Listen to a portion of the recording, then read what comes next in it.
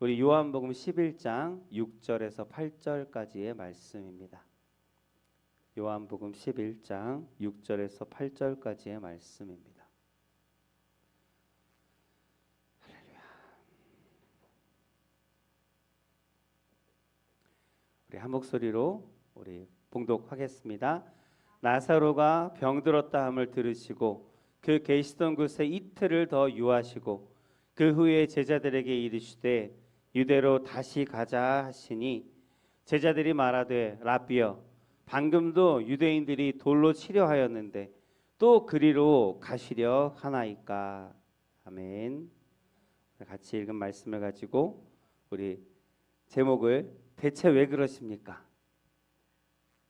왜 웃으셔요?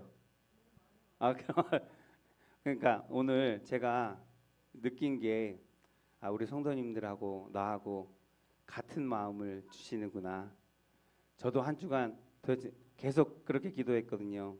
대체 왜 그러십니까? 도대체 나한테 왜 그러십니까? 아멘. 그리고 이 말씀을 제목을 하고 이 말씀을 본문으로 한 게 제가 이번 주에 계속 교육이 있었어요.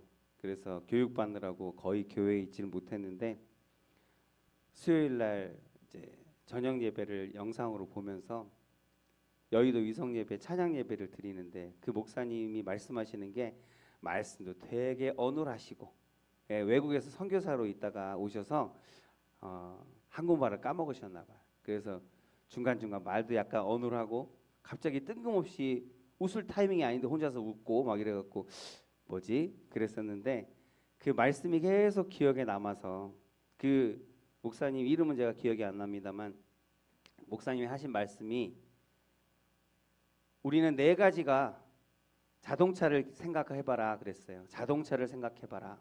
자동차는 바퀴가 몇 개? 네 개.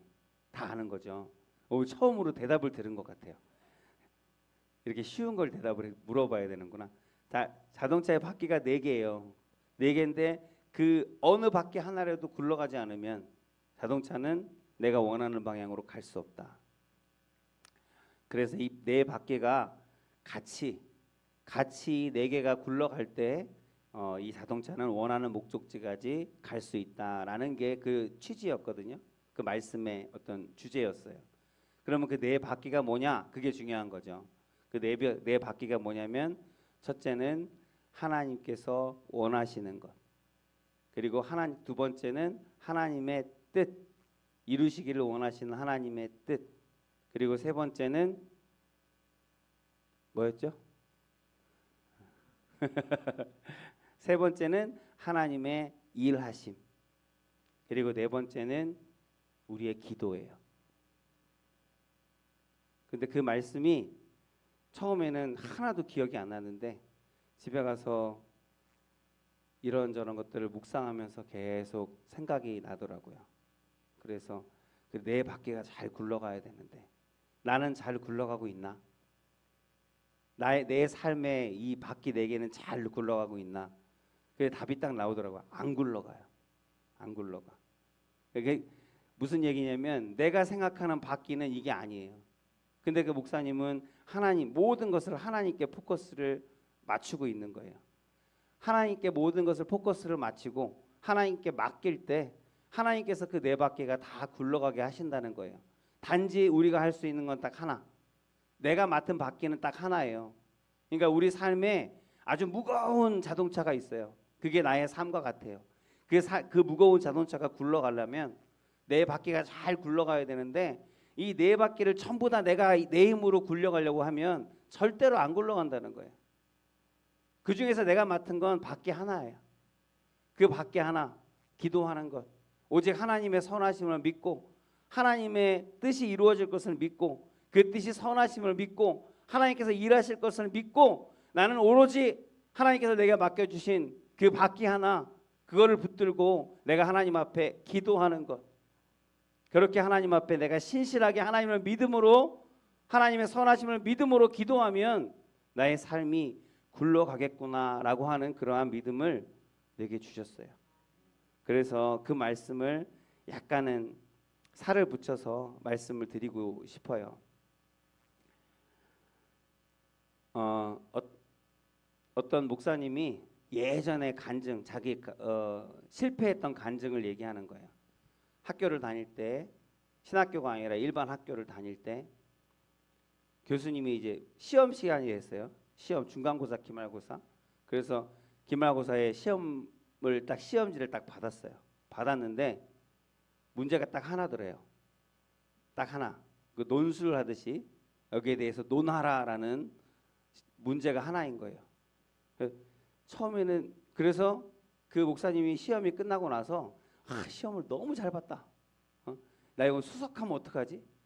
막 그런 마음으로 아주 자신 있게 웃으면서 기쁘게 나왔대요. 근데 결과는 뭘까요? 결과는 낙제, F를 맞은 거예요. 너무 화가 나갖고 그 교수님을 찾아갔대요. 내가 왜 F입니까 도대체? 내가 얼마나 열심히 그 답을 잘 달았는데 아마 나만큼 그 답을 충실하게 성실하게 쓴 사람은 없을 겁니다. 내가 왜 F입니까? 그랬더니 그 교수님이 네가 교수해라. 아니 문제에 대한 그 질문에 대한 합당한 답을 달아야지. 네가 하고 싶은 얘기만 주구장창 많이 쓴다고 다 그게 답이냐고. 그러니까 그 목사님은 그 시험지를 받고 나서 그 시험 문제가 너무 애매한 거야. 뭐라고 써야 될지 모르겠어. 그래서 그냥 주저리 내가 아는 얘기들을 막 적었다는 거예요. 내가 배운 얘기들을 적었고 내가 그간 공부한 것들을 적었고 교수님과 함께 들은 내용들 생각나는 것들을 막 적었대요. 그래서 남들은 반 페이지밖에 안 적은 걸 자기는 세 장을 적었다는 거예요. 3페이지를 적었어. 그런 내용들을. 그래서 이거 보면 교수님이 나 무조건 A+ 주실 거야. 3장이나 적었는데. 그리고 교수님하고 했던 들었던 얘기들 강의 내용들까지도 내가 다 적었으니까 나 무조건 A+일 거야. 거기다가 막 그림도 막 그렸대요. 교수님 사랑합니다. 막 하트도 이렇게 그렸대요. 그래서 무조건 자기는 A+일 줄 알았대. 근데 결과는 F였다는 거예요.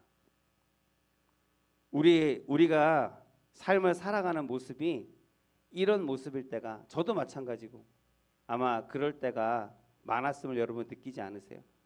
내 나름대로는 정말 열심히 최선을 다해서 했어요. 땀 흘리고 수고했어요. 애썼어요. 근데 그 답이, 그 방향이, 그 방법이 하나님께서 원하시는 것이 아니면, 하나님의 뜻이 아니면 그것은 정답이 아닌 거예요. 절대로 좋은 점수를 받을 수 없으며 좋은 결과를 낼 수가 없다라는 그러한 교훈을 얻었다라고 그 목사님이 얘기하시는 것을 제가 들은 적이 있습니다. 그래서 다들 열심히 살아요. 열심히 안 사는 사람이 누가 있어요? 그죠? 누군가를 사기치고 거짓말하고 속이면서 사는 사람도 정말 열심히 살아요. 그러나 그건 하나님의 뜻이 아니잖아요. 결국에는 그것이 드러날 거예요. 정답이 아닌 것이. 부러워할 일이 전혀 아니고요. 거짓말해서 잘 사는 사람들 부러워할 필요 없고요. 온갖 불법도 저지르면서 잘 사는 사람들 부러워할 거 없고요. 그리고 잘 산다는 게 우리는 이제 알잖아요. 잘 산다는 게 그저 부유하게 사는 게 절대 잘 사는 게 아님을, 그리고 이 땅에서의 삶이 다가 아님을, 우리는 이 땅에서 그냥 잘 먹고 잘 사는 걸로 하나님 그런 소망으로 그런 꿈으로 사는 것은 그리스도인의 삶이 아님을, 하나님께서 나에게 정말 선한 소망을 주셨고 선한 꿈을 주셨고 그 소망이 있기 때문에 우리는 지금 당장의 삶이 조금은 척박할지라도 그럼에도 불구하고 우리가 기뻐할 수 있고 감사할 수 있는 사람이 바로 그리스도인인 줄로 믿습니다. 내가 그리스도인이라고 한다면 그렇게 살아야 할 것인데, 그러려면 하나님을 알아야 하고 하나님의 뜻이 뭔지도 알아야 하고, 그래서 하나님께서 내게 맡기신 그 인생의 목적, 사명, 소명이 무엇인지도 알고 사는 것이 정말 중요하다라는 것을 우리가 기억해야 하겠습니다. 하나님께서 우리 저번에도 말씀드렸지만 한 사람 한 사람 여러분에게 하나님께서는 선하신 계획이 있습니다. 아멘. 그 계획이 있어요.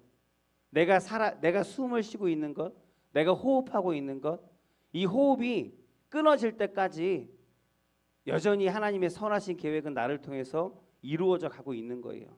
그리고 내 힘으로 되어지는 게 절대 아니잖아요. 아무리 작은 것이라도 우리 손가락 5개 있어요. 그래서 손가락 하나에 구부리는 것, 이건 내 마음대로 할 수 있는 것, 이건 내 뜻대로 할 수 있는 것.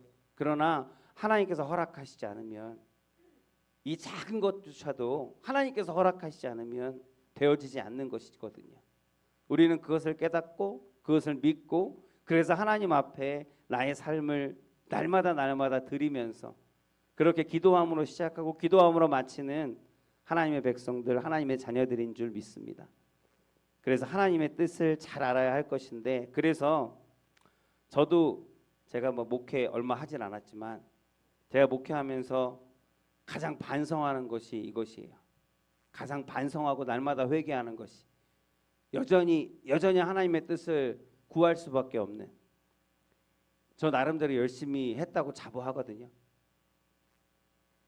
그 때로는 그 자부심이 너무나 커서 교만으로 넘쳐갖고 다른 목사님들 판단하고 쟤 저렇게 하면 안 돼 그렇게 할 때도 분명히 있었어요.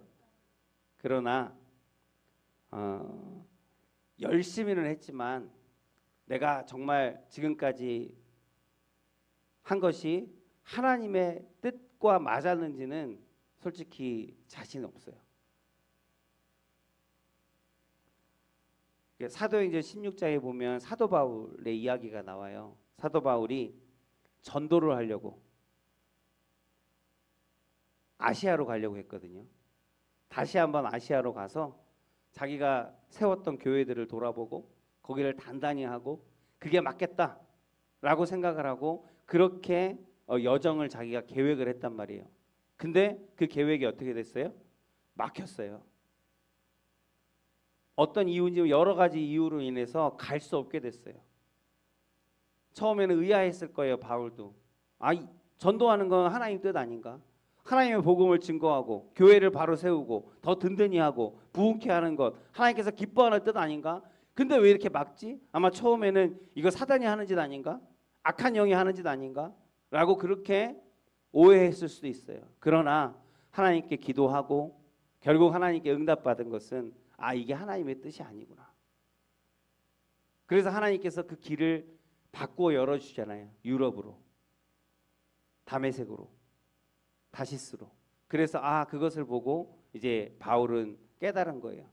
깨닫고 나니까 마음이 편해. 그게 하나님의 뜻이 아니었구나. 나는 열심히 하나님께 영광을 돌리고 하나님께서 기뻐하신 일들 가운데 충성하려고 했지만 그저 내가 내 열심만 가지고 하는 것이 하나님의 뜻이 아닐 수도 있다는 것을 아마 바울은 그때 깨달았을 겁니다. 그 바울이 깨달은 것이, 그 깨달음이 우리에게도 오늘 이 시간 있게 되어지기를 원합니다. 도대체 왜 내 마음대로 되어지는 것이 하나도 없고 내 뜻대로 되어지는 것이 하나도 없고 나는 이쪽 방향으로 가고 싶은데 이쪽은 자꾸 문이 닫히고 막히고 장애물이 생기고. 하나님의 뜻이 있음을 여러분 답답하시겠지만 제가 말하고 있는 저도 그 답답함을 느껴봤기에 답답하시겠지만 하나님께서 다시 한번 말씀드리면 우리가 자동차, 우리의 인생의 자동차라고 하면 나머지 3개의 바퀴는 하나님께서 굴리시는 거예요. 그 굴리시는 것은 하나님의 원하시는 뜻대로, 그리고 하나님의 일하시는 뜻대로, 하나님의 주권으로, 그 인도하심으로 우리를 인도하십니다. 그리고 그 길 가운데는 그 길에 우리가 순종하며 나아갈 때, 우리가 하나님의 뜻에 순종하며 나아갈 때 그 목적지는 어디일까요? 젖과 꿀이 흐르는 가나안 땅일 것이고 그 목적지에는 푸른 초장과 우리가 편안히, 이 세상은 줄 수 없는 하나님만 주실 수 있는 평안이 있는 그곳이 바로 목적지가 되어지는 것을 여러분 믿음으로 아멘 하시기 바랍니다. 바울이 그렇게 아멘 했듯이 여러분도 믿음으로 아멘 하시기 바랍니다. 하나님께서 그 아멘을, 그 화답을 들으시고 응답하시고 기뻐하시고 축복하실 줄로 믿습니다. 욥의 하나님이 우리의 하나님이에요. 아멘. 욥 아시죠? 욥. 고통하면, 고난하면 등장하는 그 인물이 욥이잖아요. 욥은 날마다 하나님께 예배드렸던 사람이에요. 그리고 그 자식들도 예배드릴 수 있도록 그 자식들을 앞에다가 앉혀놓고 제단 앞에다가 앉혀놓고 제단을 차려놓고 그 앞에 하나님께 경배하도록 그 예배를 주관했던, 예배를 선포하고 권했던 그런 그 당대의 유일한 의인이라고 하나님께서 칭찬하셨던 욥이에요. 근데 그 욥의 인생에 갑자기 원인 모를, 오늘도 분명히 하나님 앞에 예배드리고 왔는데, 하나님 앞에 기도하고 하나님을 찬양하고 하나님을 기뻐하고 감사하며 왔는데 갑자기 난리가 난 거예요.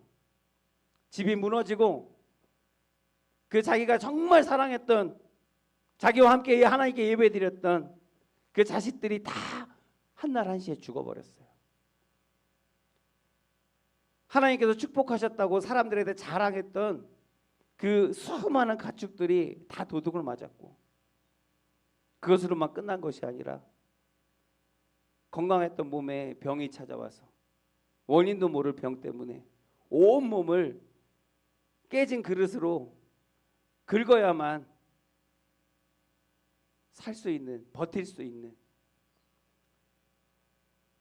그런 피부병과 질병과 환란이 어느 순간 갑자기 닥쳐왔어요. 자기가 무슨 잘못을 하는지도 모르겠어요. 차라리 잘못을 해서 내가 벌을 받는 거라면 그나마 속이라도 편하잖아요. 회개라도 할 수 있잖아요. 용서라도 구할 수 있잖아요. 내가 다시는 안 그러겠습니다라고 말할 수라도 있잖아요. 근데 도대체 내가 뭘 잘못했는지 모르겠어. 내 삶 가운데 왜 이런 일이 일어났는지 도대체 모르겠어요. 아무리 생각해도 모르겠어요. 근데 욥의 마지막 고백이 뭐였냐면, 하나님께서 내게 축복하셨고 내게 복을 주셨고, 복을 주신 하나님이, 내게 기쁨을 주신 하나님이 고통도 주실 수 있지 않느냐. 내게 좋은 것을 주신 하나님이 내가 힘들어하는 나쁜 것도 주실 수 있지 않느냐. 나의 인생의 주인이, 주권이 하나님께 있는데 하나님이 하시는 것에 대해서 내가 잘했다 잘못했다 말할 수 없으며 판단할 수 없으며 하나님 왜 그랬냐고 따질 수 없으며, 그것이 욥의 마지막 고백이었다는 거예요. 그 욥의 고백을 모든 사람들 가운데 듣게 하시고 그를 다시 높이셔서 이전보다 더욱더 갑절의 복을 허락하시고 갑절의 감사의 제목들을 허락하셨다는 게 그 욥의 인생의 이야기입니다. 그 욥의 하나님이 우리의 하나님이에요. 우리가 어떻게 알겠어요?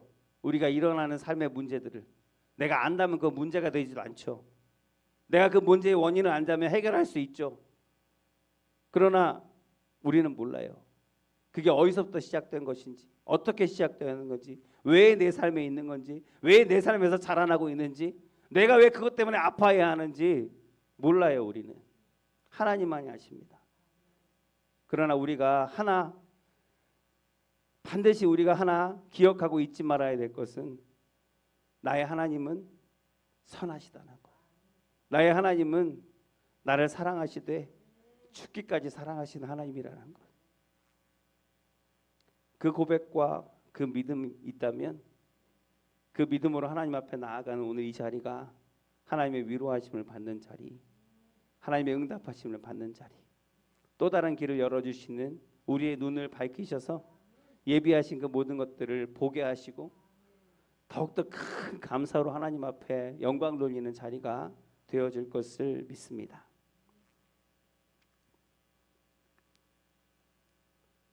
제가 모든 것을 다 알았으면 좋겠어요.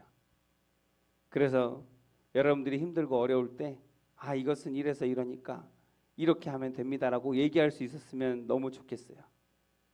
그러나 내 삶조차도 감당하지 못하는 사람이 여러분 앞에 있는 사람이고, 그래서 제가 할 수 있는 건 하나님께 맡기는 것, 하나님께서 책임지신다는 것, 그 하나님이 선하시다는 것, 그리고 사랑하신다는 것. 제가 확신하게 말씀드릴 수 있는 것은 하나님의 그 사랑이 영원하시다는 것, 그리고 그 사랑이 너무나도 크시다는 것. 저는 지금까지 그 사랑 하나만 바라보고 여기 있다는 것. 여러분들도 그 사랑, 동일한 사랑 안에서 지금 이 자리에 있다는 것. 그것 외에는 제가 확신해서 이것입니다라고 말할 수 있는 것이 없다는 것. 그것입니다.